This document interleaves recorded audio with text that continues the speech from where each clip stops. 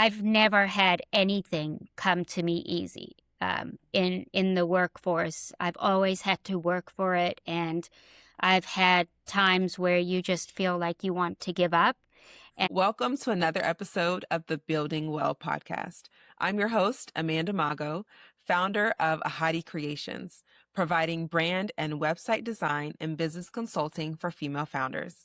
This podcast is full of candid conversations with female entrepreneurs with the aim of sharing insights from their journeys while encouraging you to stay on yours. Let's dive in. Before we get into the details, can you tell us what you do and who you help? Sure. I'm the founder of Kiddo Kinetics. It's a physical education program for kids. We do PE for schools, preschools, parks, community centers, and we do enrichment programs. So essentially, I am helping kids, the next generation.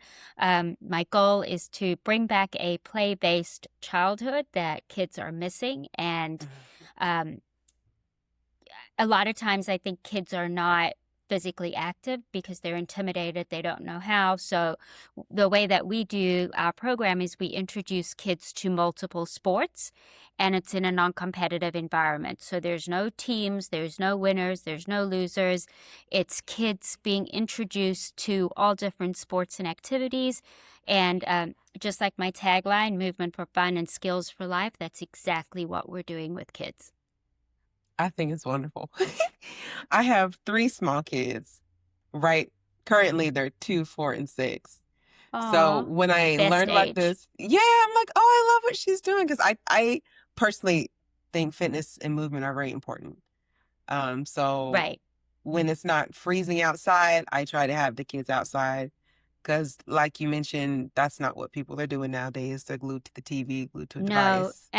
and really the sad thing is that a child's brain is 90% developed by the time they're 5 years old. So those first 5 years, if you're slacking on not getting your kids out, and you don't need to have them enrolled in programs and, and on a sports team and picking a sport, but the standard is that kids should get 180 hours of physical education, and part of it needs to be structured and part of it needs to be unstructured. So kids need to go out, they need to play on a playground, ride a bike, and then there does need to be some structured where we're showing kids what they need to do and working on all those developmental milestones that they need to reach. Mm-hmm.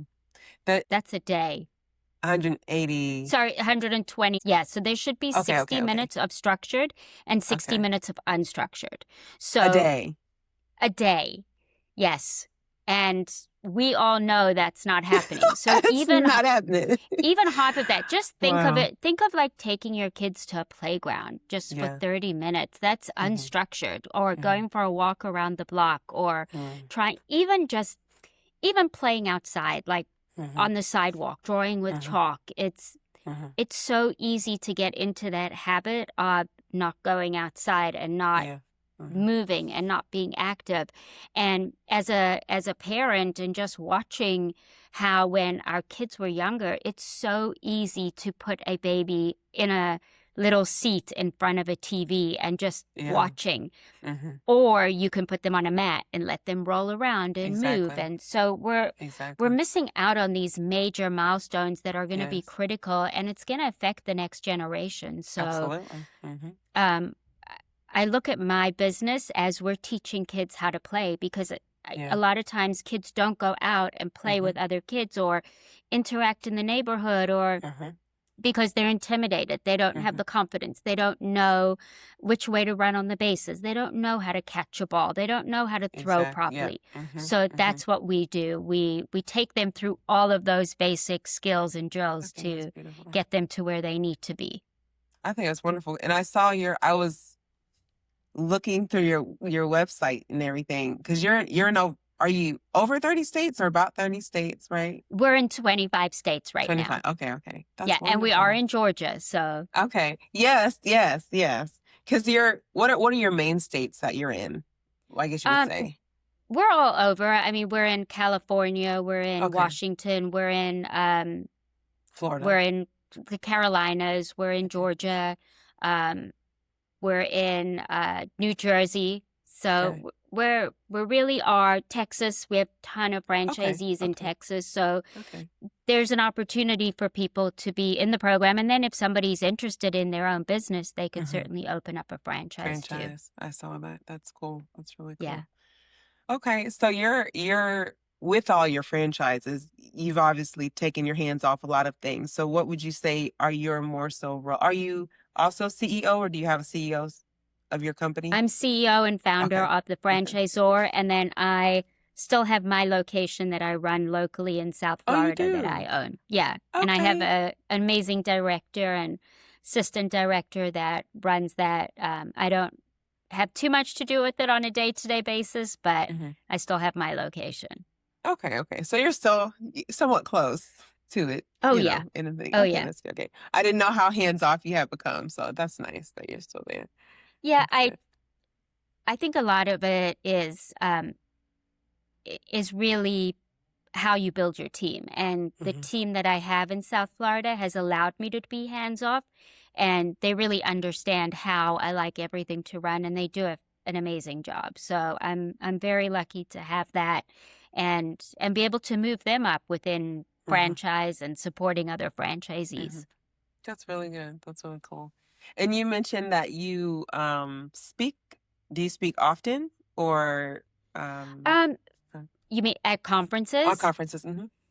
We do. We speak at a lot of early childhood conferences or ones that are related to physical activity. You know, our age group that is our primary age group is that preschool age, so that 2, 3, 4-year-old, and we go all the way up to 10. So,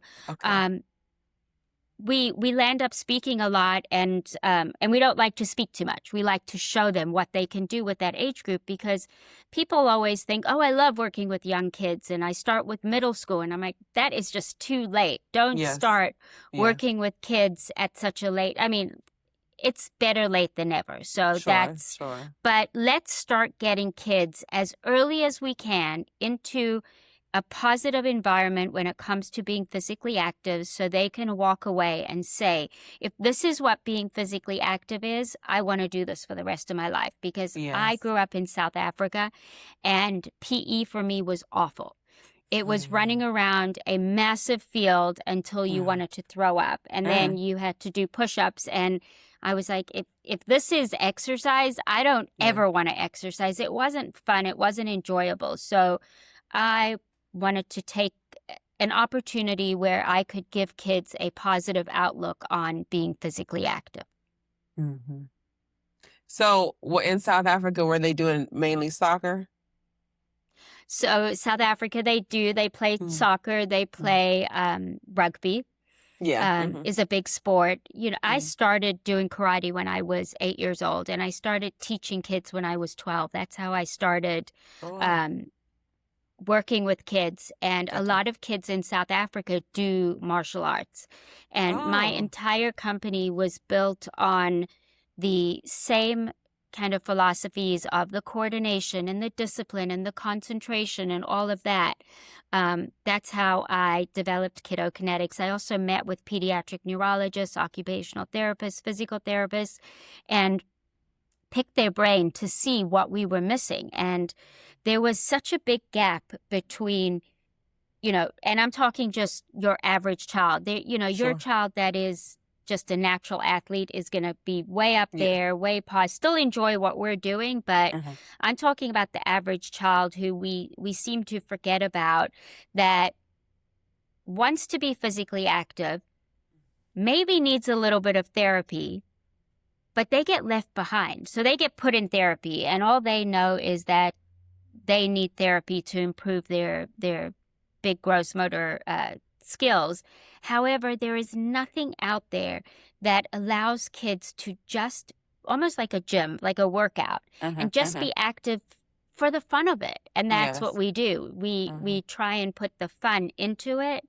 And you know, it's either you're awful at exercise and you should never do it, or you're a natural athlete. But if you're somewhere in the middle, you really get left behind. And there's a lot of kids who are so talented, but just need a little bit more of that grounding. So that's what we're here to do. I love it. I love it. Okay, so what would you say is the focus right now in business? Are you looking to grow? What would you say is the season you're in currently? We're definitely looking to grow. We had a little bit of a setback in 2025, Okay. which is a whole nother story with a partner that kind of took us on a road that was not exactly where we should have gone. So I used 2025 to reset, and 2026 is our big launch year where, we plan to sell between 8 and 10 franchises. Our Okay. main goal is to also help our franchisees increase their AUV.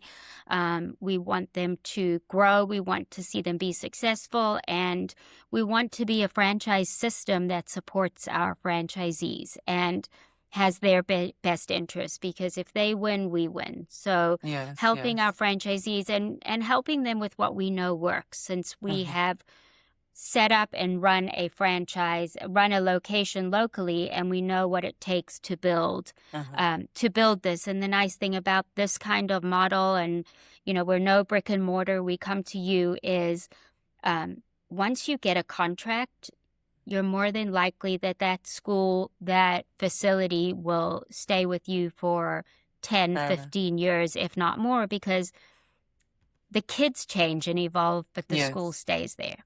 yes. That's wonderful. I like this as a franchise. I really do. That's It's really cool. very much, When listening to stories just like this one thing that truly stands out to me is how much clarity and doing what lights you up truly impacts growth. If you're in a place where your business has grown, but your brand or online presence really hasn't caught up, that's exactly what I help my clients refine. You can learn more at ahadicreations.com. a relationship kind of business. You want to Uh-huh. be in your community. You want to know the people. You don't want somebody who's just moved to an area, and Yeah. it can work, but you've been living there. People at different schools and the PTAs and parks and community centers and all of that. So, Uh-huh. Uh-huh. it is just a nice way to be involved in your community. And again, just part of something that is relationship based and also mission driven. So we are changing how Okay. kids see physical activity, Yeah. how we get kids out there and moving. And like I said, it's crucial that those first 5 years of a child's life, we are Hmm. doing whatever we can to Hmm. keep I them agree. active. I agree. I agree. So do you with franchises, I feel like if I was the owner of a franchise, I would be doing this, but I'm pretty sure everyone might not have the capacity to do this. But do you do like conferences or meetups or annual things for all the franchises to get together? Yes, we have a Hmm. conference that we do once a year where Okay.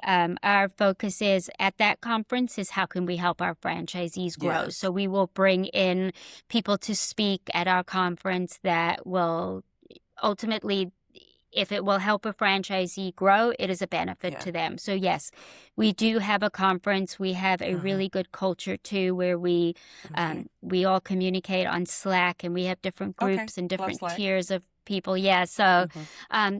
we just want to support our I franchisees. love it. Uh-huh. Uh-huh.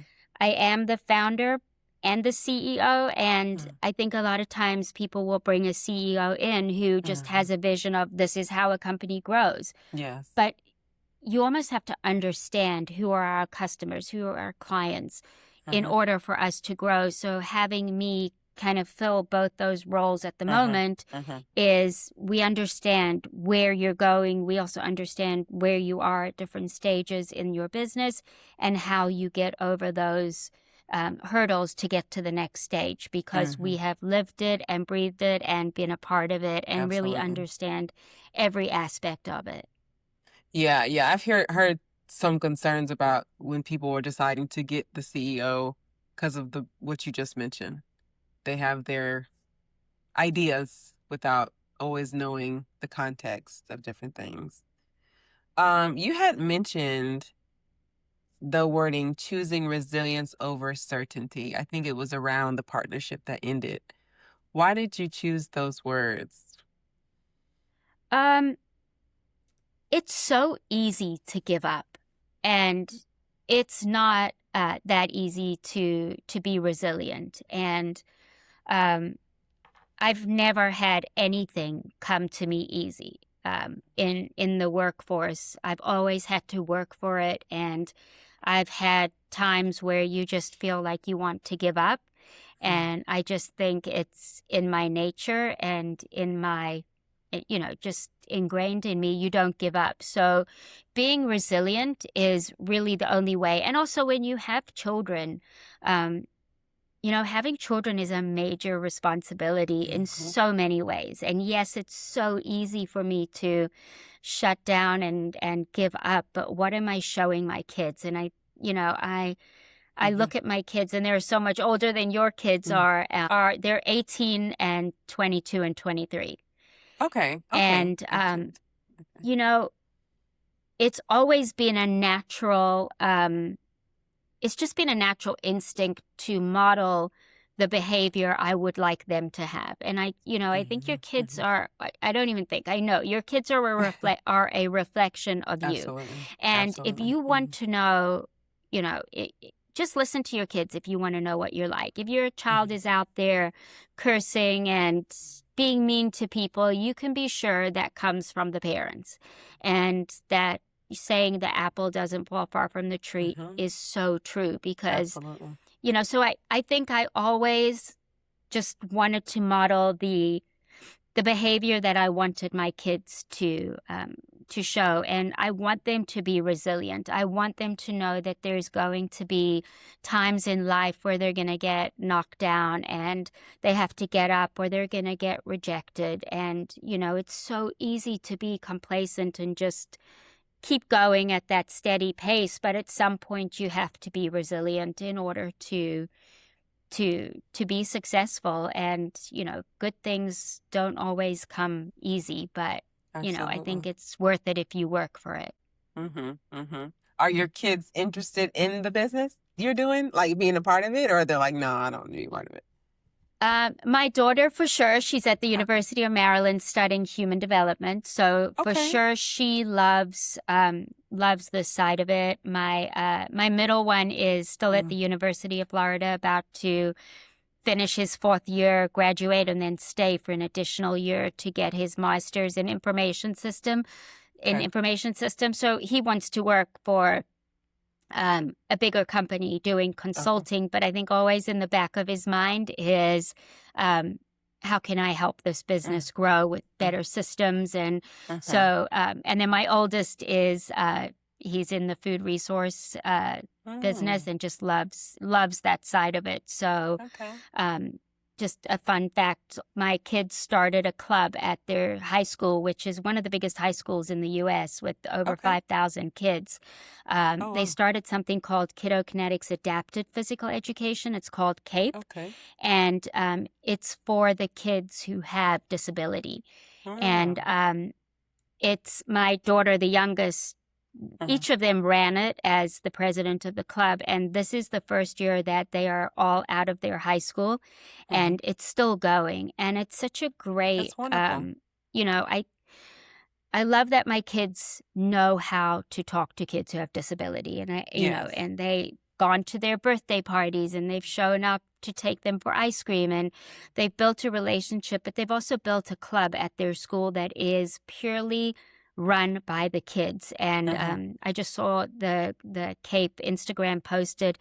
They all went to one of the girls' birthdays at a restaurant 2 nights ago. And it's just, we're out there showing them different sports and doing different activities with them. But I tell the kids that are running the club, it is so much more about the relationships you're building with these kids than it is actually for them holding badminton stick or a racket or a tennis racket or golf or volleyball. And you do all of that and it's amazing. But it is so much more than that. So my kids all have a part of their heart in what we do and giving back and having started a club. And we hope that it will grow and duplicate in many other schools. That's wonderful. Yeah, because initially I thought your program was kind of like extracurricular outside somewhere, but I love that you bring it in the schools too. So I Yeah, think so that's we have cool. two customers. We have the parent who can sign up as an extracurricular activity, which can be done at a school or at a homeowner's, in your complex. It can be done at a park or a community center. And then our other customer is the decision maker, the principal, the director of a school who wants to use our program for PE. And people are always thinking, don't schools have PE teachers? But there are a lot of schools out there who don't have the resources and the need or the funds to have a 40-hour-a-week PE teacher. So they like to outsource us. We bring all the equipment. They might just need us 3 hours every Monday morning or whatever it is. And so we fill that void in the market of doing PE and enrichment. So they can choose, like for the enrichment, they can choose the frequency? Yeah, so for PE, they could have us Mondays from 9 to 12 for the school year, and that's our contract. And then we would leave and go to another school after that. So that's how we build out our schedule. For enrichment, they could have us, we could do our Kiddo Kinetics program, which is our sport play, which introduces a different sport every week. Or they could choose one of our bundles, which we have Ninja Play, Target Time. We have all different kinds of bundles that they can do. So often we do have schools who use us for PE and enrichment or just one or the other. This is good knowledge. The homeschool market has become a big I can imagine that makes product sense. for us, yes, because homeschool's so different. Like back when I started this in 2000, homeschools were strictly the faith-based, and they kind of had their relationship with their PE teacher, and they met them at the park once a week, and they did PE with the kids. But now it's become where just moms and dads just want smaller pods. They still want their kids to be social with other groups and meetups. And so it's become very, very different, where they still want their kids to get PE and they want them also to be involved in the extracurricular enrichment side of things. So it's, the opportunity for business and growth is really big at this moment for just getting kids moving, but in all these different aspects, whether it's camps, homeschools, schools, private schools, daycares, preschools, the opportunity is there. Okay. Are any of your kids still living with you, or are they all off to school? Well, your last one is 18. But... My oldest is back home. He has a job in Palm Beach. He travels 3 days. He works 3 days at the office, and then he can work 2 days remote. I told him, stay home as long as you can and save your money, because it is a crazy world out there. And that's really how South Africans are brought up anyway. They do stay at home as long as they can. My middle one is still outside of the U.S. They stay together. Yes. My middle one is still at the University of Florida in Gainesville, and my youngest, who's my girl, is at the University of Maryland. So I only have one home, and I will take them whenever they want to come home. Absolutely. So what would you say is your work week like? Since you're not running kids to school, what do you do with your week? Like, are you the morning routine lady where you have the things that you follow? Okay, so tell me. Oh yeah. What keeps you going? What keeps you going? I'm a morning person. I love I get up early. I always block out my morning to work out, which is typically Pilates or walking. So I always get that in, and then I either work from home or come to my office, and I just get as much of my work done as I can as early as possible with, there's always meetings and different things that I have to do, but I, for the most part, will work during the day up until, the early 4 or 5 o'clock, and then I'm home, and we always cook dinner, and we always sit down and have dinner together, even if it's just my husband and I, or my husband and my oldest. And when all the kids are home, everyone knows we always sit down and have dinner together. So it's very rare that we will not sit down and have dinner. There has to be, that's how something going on, or something crazy. But on Tuesdays and Thursdays, I train now at night. Karate. I am going back to compete. You do? Look at you. But you which say I you go do back to not. compete? What'd you say? I'm going back to compete in July Oh. in something called the Maccabea Games, which is like the Jewish Olympics Oh, wow. in Israel. So I am going to Oh. compete in July, and I competed in 1993 and 97 for the South Oh. African team for karate, and then I competed again in 2001 and 2013 for the U.S. team. And my husband doesn't let me live this down, but I told him in 2013 I just wanted my kids to see me compete, and that would be Okay. the last time I did that. Uh-oh. And then I don't know what happened, but about 6 months ago, I was like, I just want to compete one more time. And he said, you already said that in 2013. So I am going back to compete one more time. Wow. I was going to compete in the Masters because anybody over the age of 45 is considered the Masters. But I don't know if they're going to have a Masters division, so I will maybe compete with Open. I'm going into this tournament with a lot less of a desire to come out with the medal and more just to prove to myself that I can train and I can compete again and be a part of something like this. So Wow. again, everything I do for my kids to show them that, you know, if you put your mind to something, you can do it. Yes, if you're determined, absolutely. So that Pilates is helping you. Staying flexible. That Pilates is helping me. Pilates is good. You know when Pilates is good is when you're in a swimming pool and you don't want to, like you're on the edge and you want to get out right by your chair because you don't want anyone to see you. Oh. And you put your hands on the to go up. but you do it facing forward because, you know, but you don't want everyone to see your back. So you want to be able to do it like this. Yeah. And that's when you realize Pilates works because you don't want the whole pool to see the back of you. Funny. So you like edge up and then you realize, okay, Pilates is worth it because I can now that's good. That's a wonderful example. Yeah, exactly. That was when I'd have to like get out like that before, but yeah. Good for you. So I need to be sticking with my Pilates. Stick with your Pilates. I'm telling you, it is, there are so many things we do in Pilates that we do with the kids, like just building their core and their upper body. Yes. Just, we need kids doing that, but as moms and we need to do that too. Absolutely. I agree. How long do you normally do your workout for? Pilates is usually 50 minutes. Okay. And my karate classes are an hour and I enjoy walking. So I always pick a podcast or a book or something and I listen to it when I walk. I used to drive a lot when I used to coach, so I used to be able to listen then, but I don't drive as much just with how things are, so I like to get that in. That's good. You know, when get my walking in. So for your Pilates, do you follow a workout from someone, a program, or you just do your own So I do a Pilates program it's through a gym called FS8. Okay. And have you heard of F45, the gym? Mm-mm. So there's a gym. It was started in Australia, and I used to do it. It's very high intensity, but I suffer from migraine. So anything where I do those like crazy burpees and jumps, it's inevitable. I'm getting that migraine that day. So they opened up like a sister gym called FS8, which is kind of like Pilates. They'll do weights on the machine. Sometimes it's on the floor, and I love it.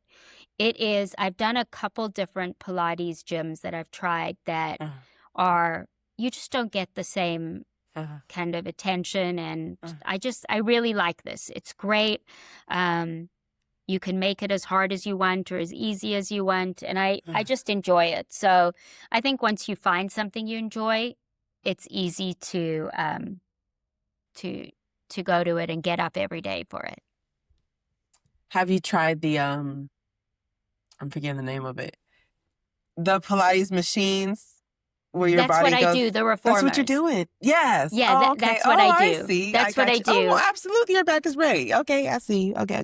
And I would love one at home. Yes. I see a lady who has a nice little setup at her house with one. Yeah. Reformer is great. Reformer is really great. You should get one. I know. I know. Treat yourself. with all your Yes. franchises. Yeah. Okay, I did have one question since it's heavy Sure. in the business world. Are you guys integrating AI at all in the back office? Oh my gosh, what a great question. And yes, yes, yes. Okay. So we use a platform where parents register, and we are upgrading that to, which is called Kiddo Central. It's the center where parents will register. It'll be integrated with our website. But it's going to help the franchisees, it's going to help my coaches, and it's going to help my parents. So my franchisees will be able to there'll be an AI built in where it's like, I want to create this class, and it's going to be every Wednesday for the next 6 weeks, and AI will create that for them on our platform. Then we're going to have an app that the coaches will be able to use, which is going to help us. We'll program in the whole Kiddo Kinetics program, and then while a coach is teaching, they'll be able to go on their phone. I'm teaching a class today with 3 and 4-year-olds, and I'm introducing them to golf. Can you lay out my lesson plan? And it will do it based on the program that we've built. There'll also be something where they could see some videos of that at the same time. So it'll all be able to be done on the app. However, the app is going to track that kids that have been in our program it's going to tell parents that if you are doing this program with how they do their stretch and their warm up and their classes, we always end our class with push-ups and sit-ups. If your child does this for 6 weeks for the next 2 years, here are the health benefits. And how is it going to affect them or benefit them in the future? So the AI is going to be built around that as well. And then also it's just going to be an easier experience for parents that are registering their kids or signing up, but they are going to be able to see the benefits of having put their child in the program. So we know our industry, AI can never be replaced. You cannot get somebody to go out and teach physical education to kids and motivate them the same way that a human can. And that connection is so needed. However, we do know that there are certain parts of AI that we need to integrate in order to keep up with the times. We also, on our Kiddo Central, there'll be a built-in kind of CMO, CFO. So if you want to say, I want to grow my business X amount over the next 3 years, what do I need to do now to get there? I love it. And this is all new, so I'm just excited about it. Yeah, that's cool. I love AI too, integrating it. But I love that. It sounds seamless. So I hope so. Yeah, I hope so. We're excited about it. That's wonderful. Well, last question. How old would you say are the people who start franchises? Or how young can they be? Like, I guess, ages. I mean,